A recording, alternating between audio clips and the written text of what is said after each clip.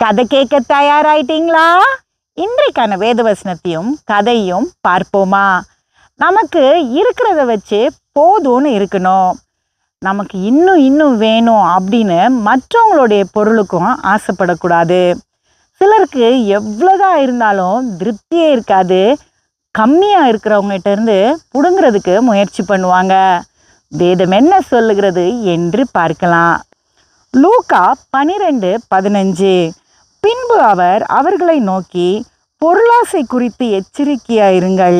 ஏனெனில் ஒருவனுக்கு எவ்வளவு திரளான ஆஸ்தி இருந்தாலும் அது அவனுக்கு ஜீவன் அல்ல என்றார். பார்த்தீங்களா, வேதம் எவ்வளோ தெளிவாக சொல்லுதுன்னு. நமக்கு இருக்கிற பொருள் வச்சு நம்மளுடைய ஜீவனை நம்ம முடிவு பண்ண முடியாதாம். ஒரு கிராமத்தில் ஒரு பண்ணையார் இருந்தார். அவருக்கு நிறைய நிலமும் ஆஸ்தியும் இருந்தது. ஆனாலும் அந்த ஊருக்காரங்களை ஏமாற்றி எப்படியாவது அவங்கக்கிட்ட இருந்த சின்ன சின்ன சொத்துக்களையும் அவர் வாங்கிக்கிட்டே இருந்தார். அந்த ஊரில் ஒரு அம்மா இருந்தாங்க. அவங்களுக்கு ஒரு சின்ன நிலம் இருந்தது. அவங்க அதில் விவசாயம் பண்ணி அதில் வர லாபத்தை வச்சு அவங்களுடைய வாழ்க்கையை ஓட்டிகிட்டு இருந்தாங்க. இவர் அந்த நிலத்தை எப்படியாவது அடைஞ்சிடணும்னு ஆசைப்பட்டார். அரசாங்க அதிகாரிகளுக்கு பணத்தை கொடுத்து ஒரு போலியான பத்திரம் ஒன்றை அவர் தயார் பண்ணார். அந்த பத்திரத்தை கொண்டு போய் அந்த அம்மா கிட்ட காமிச்சாரு. அந்த அம்மா அதை ஒத்துக்காம அவங்க நீதிமன்றத்தை நாடினாங்க. அங்கே இருக்கிறவங்களுக்கும் இவர் பணத்தை கொடுத்து சரி பண்ணதுனால இந்த அம்மாவுக்கே தீர்ப்பு எதிராக வந்துருச்சு.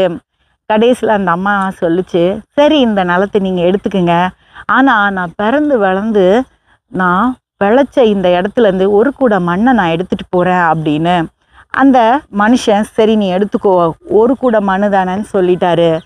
அந்த அம்மா ஒரு கூட நிறைய மண்ணை அள்ளி வச்சு அவங்க கஷ்டப்பட்டு அவங்க தலை மேலே தூக்கி வச்சு நடக்க முடியாமல் நடந்தாங்க.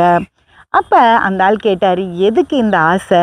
இந்த மண்ணை இங்கேயே போட்டு போக வேண்டியது தானே, இதை வச்சு நீ என்ன பண்ண போகிற அப்படின்னு.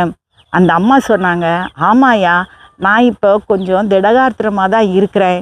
இப்போவே என்னால் இவ்வளோ மண்ணை என்னால் தூக்கிட்டு போக முடியல. அப்போ நீங்கள் இந்த நிலத்தெல்லாம் சேர்த்து வச்சு எதை தூக்கிட்டு போக போகிறீங்க அப்படின்னு கேட்டாங்க. அந்த மனுஷனுக்கு ஒரு மாதிரி ஆயிடுச்சு. ஏன்னா அவருக்கு கொஞ்சம் வயதாகி தான் இருந்தது.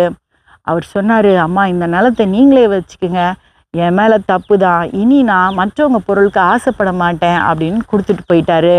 இப்படி தான் சில நேரம் நம்ம அதிகமாக வேணும்னு ஆசைப்படுறோம். அதை வச்சு என்ன பண்ண போகிறோம், இல்லைன்னா எதை கொண்டு போக போகிறோம் அப்படின்னு நம்ம யோசிக்கிறதே இல்லை. அடுத்த கதையில் சந்திப்போம்.